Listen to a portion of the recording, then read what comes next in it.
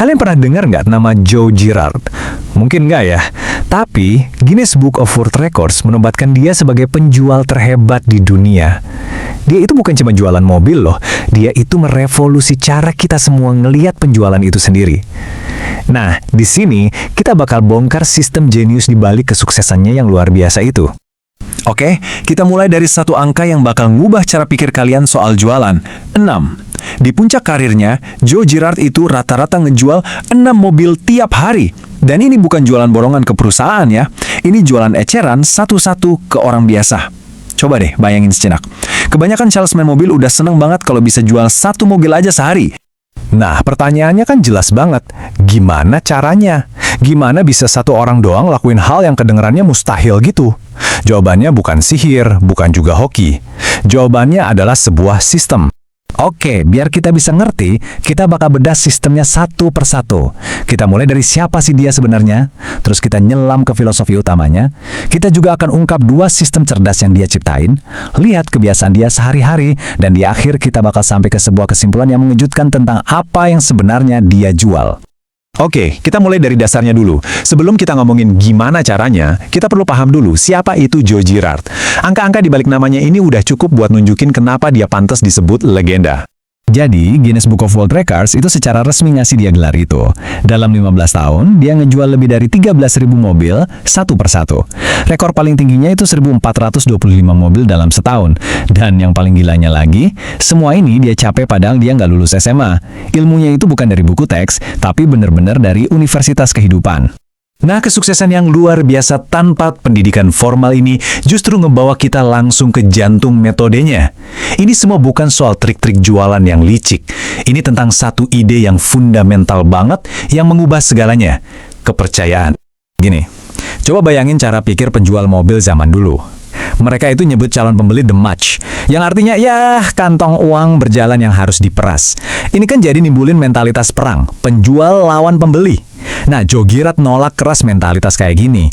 Buat dia, orang di hadapannya itu bukan the match, tapi seorang ayah, ibu, atau pekerja yang udah nabung susah payah buat beli mobil. Mereka itu pantas dihormati. Perubahan mindset yang kelihatannya sepele ini ternyata jadi fondasi dari seluruh kerajaannya. Dari fondasi kepercayaan inilah, dia ngebangun sistemnya yang pertama dan yang paling terkenal, prinsip 250 orang. Dan idenya ini datang dari tempat yang gak bakal kita sangka-sangka. Waktu lagi datang ke acara pemakaman, dia iseng nanya ke penyelenggaranya, biasanya cetak kartu doa berapa banyak sih? Terus, di acara pernikahan, dia nanya hal yang mirip ke pihak catering soal jumlah rata-rata tamu.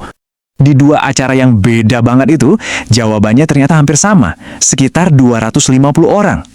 Nah, disitulah kayak ada lampu yang nyala di kepala Joe, dan kesimpulan yang dia tarik dari situ bakal mengubah karirnya selamanya.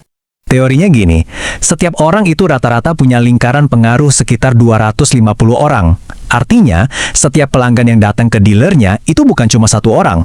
Kalau kita bisa bikin satu pelanggan senang, kita baru aja dapat 250 calon marketer gratis.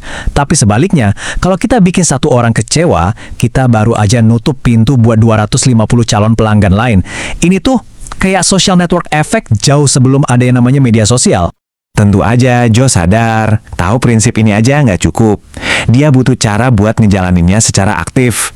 Nah, disinilah sistem briliannya yang kedua masuk, jaringan Bird Dog. Konsepnya sederhana banget tapi jenius. Dia nyari bird dogs, orang-orang yang jadi pusat informasi di komunitasnya, kayak tukang cukur, bartender, atau petugas bank. Tawarannya jelas, kirim orang ke saya, kalau mereka beli mobil, saya kasih kamu $50. Tapi kuncinya di sini nih, dia nggak bikin mereka nunggu.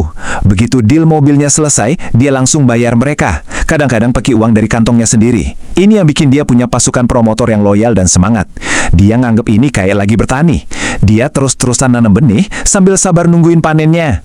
Oke, jadi kalau filosofi kepercayaan itu fondasinya dan sistem 250 serta Bird Dog itu mesinnya, nah kebiasaan dia sehari-hari inilah yang jadi bahan bakarnya, yang bikin semuanya terus muter tanpa henti. Aturan wajibnya ini kedengeran kayak nasihat kakek-kakek bijak ya, tapi ampuh banget. Pertama, dengerin 2 kali lebih banyak daripada ngomong. Kedua, senyum, itu nambahin nilaimu.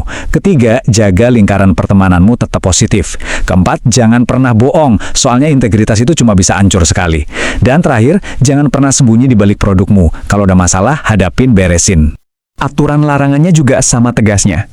Jangan pernah telat, dia bahkan bilang ini dosa terbesar dalam bisnis.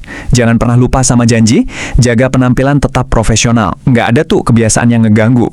Dan jangan dandan terlalu mewah, biar nggak ada jarak antara kamu sama pelanggan. Tapi kayaknya senjata rahasianya yang paling kuat itu yang ini. Setiap bulan, selama setahun penuh, setelah orang beli mobil dari dia, Joe bakal ngirimin kartu ucapan yang dia tulis tangan. Bukan email, bukan cetakan massal, kartu tulisan tangan. Bayangin deh rasanya dapat kartu kayak gitu. Itu bukan lagi sekedar layanan purna jual, itu udah jadi awal dari sebuah pertemanan. Jadi, kalau kita satuin semua potongan puzzle ini, filosofi kepercayaan, matematika 250, jaringan Bird Dog, dan disiplin sehari-hari, semuanya itu merucut ke satu kesimpulan akhir yang kuat banget. Joe Girard sendiri yang nyimpulinya paling pas. Dia pernah bilang gini, saya tidak pernah menjual mobil seumur hidup saya. Yang saya jual adalah diri saya sendiri, Joe Girard. Coba deh renungin, dalam banget kan artinya? Orang-orang itu datang bukan lagi buat beli produk, mereka datang buat beli dari seseorang yang mereka percaya.